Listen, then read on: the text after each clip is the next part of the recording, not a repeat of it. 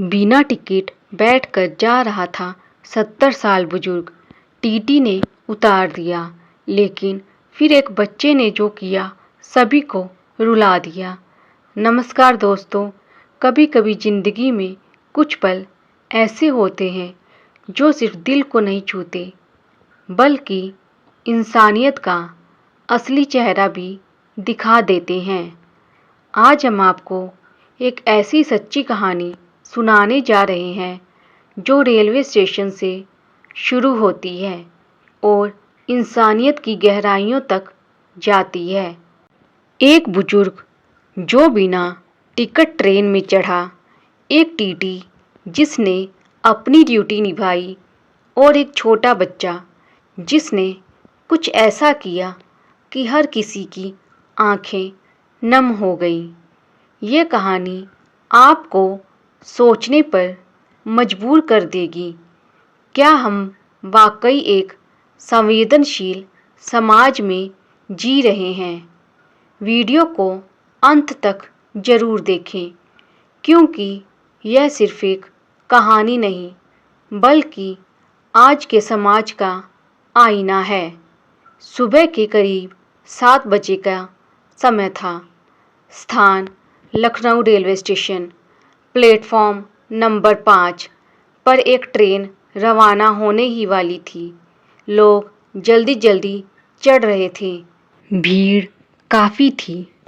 इसी भीड़ में एक बुजुर्ग व्यक्ति, उम्र करीब 70 साल, सफ़ेद दाढ़ी, फटा कुर्ता, सिर पर पुरानी टोपी, धीरे धीरे चलते हुए ट्रेन की जनरल बोगी में चढ़ गए। उनके हाथ में कोई बैग नहीं था। जेब में सिर्फ एक पुरानी सी अंगोछी थी। चेहरा थका हुआ, लेकिन आंखों में किसी अपनों से मिलने की उम्मीद थी। ट्रेन चल चुकी थी। कुछ ही देर में टीटी आया। टिकट चेक करते हुए बुजुर्ग के पास पहुंचा। टीटी कड़क आवाज में, टिकट दिखाइए बाबा। बुजुर्ग ने आंखें झुका लीं, धीरे से बोले, बेटा, टिकट बनवाने के पैसे नहीं थे, लेकिन मेरी बहू अस्पताल में भर्ती है, उसी से मिलने जा रहा हूँ।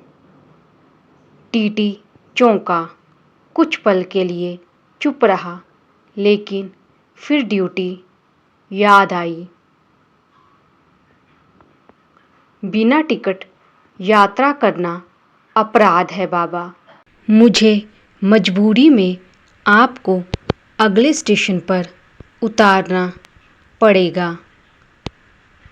बुजुर्ग की आंखों में आंसू थे, लेकिन आवाज़ में कोई गुस्सा नहीं। ठीक है बेटा, तू अपना काम कर। अगले स्टेशन पर ट्रेन रुकी। टीटी ने बुजुर्ग को हाथ पकड़कर नीचे उतारा। कुछ यात्रियों ने देखा, पर किसी ने कुछ नहीं कहा। बुजुर्ग धीरे धीरे प्लेटफॉर्म के एक कोने में बैठ गए। ठंड थी, भूख भी थी। वो बस बैठे रहे, चुपचाप। आंखों से आंसू बह रहे थे, लेकिन कोई शिकायत नहीं। उसी बोगी में एक बच्चा बैठा था, उम्र करीब 10 साल। उसका नाम था आरव। उसने पूरी घटना देखी। वो अपने पिता के साथ यात्रा कर रहा था। आरव, पापा। वो बाबा रो क्यों रहे थे? पिता, बेटा, उनके पास टिकट नहीं था, इसीलिए टीटी अंकल ने उन्हें उतार दिया। आरव, पर उन्होंने कहा था कि बहू अस्पताल में है, फिर कोई उनकी मदद क्यों नहीं कर रहा? बेटे की मासूम बातें पिता के दिल में उतर गईं। उन्होंने कोई जवाब नहीं दिया, सिर्फ चुप रहे। लेकिन आरव ने ठान लिया वो कुछ करेगा। अगले स्टेशन पर ट्रेन थोड़ी देर के लिए रुकी।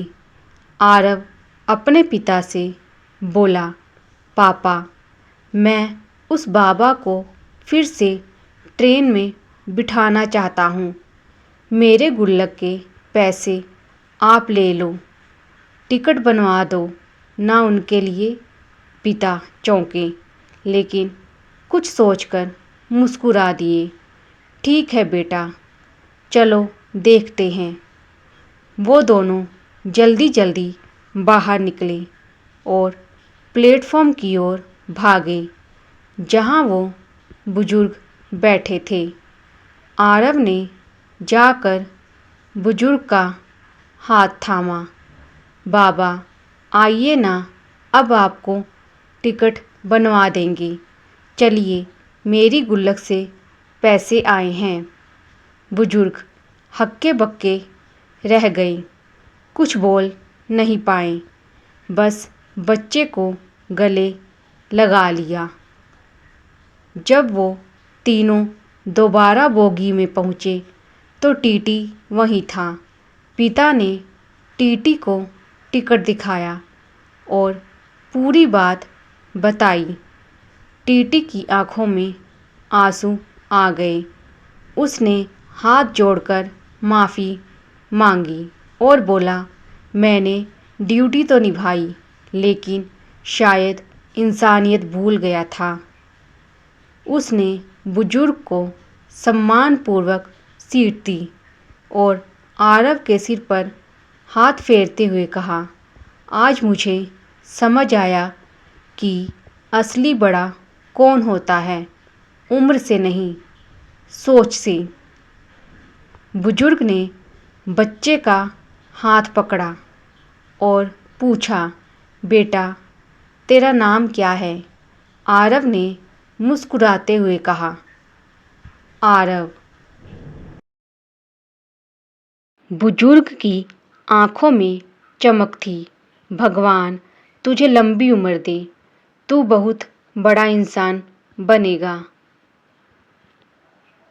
ट्रेन अपनी मंजिल की ओर बढ़ चली, लेकिन उस दिन एक छोटा बच्चा पूरी ट्रेन की आंखें नम कर गया। दोस्तों, इस घटना ने हमें ये सिखाया कि कभी कभी इंसानियत छोटे से दिल में भी बड़े बड़े फैसले ले सकती है। हम रोज़ाना ट्रेन में, बस में, रास्तों में बहुत से ज़रूरतमंद लोगों को देखते हैं, लेकिन क्या हम अपनी संवेदनाएं बचा पाए हैं? आरव सिर्फ 10 साल का था, लेकिन उसने वो कर दिखाया जो कई बार बड़े लोग नहीं कर पाते, दूसरे का दर्द समझना। अगर हम सब में थोड़ा थोड़ा आरव जिंदा हो जाए तो ये दुनिया रहने लायक बन जाए। अगर आपको ये कहानी दिल से छू गई हो तो इसे ज़्यादा से ज़्यादा शेयर करें। कमेंट में बताइए आपने आखिरी बार कब किसी अनजान की मदद की थी। और हाँ, चैनल को सब्सक्राइब ज़रूर करें, क्योंकि हम लाते हैं ऐसे ही जीवन से जुड़ी कहानियाँ जो आपको सिर्फ सुनने नहीं, कुछ करने के लिए भी प्रेरित करें। धन्यवाद। मिलते हैं अगली कहानी में।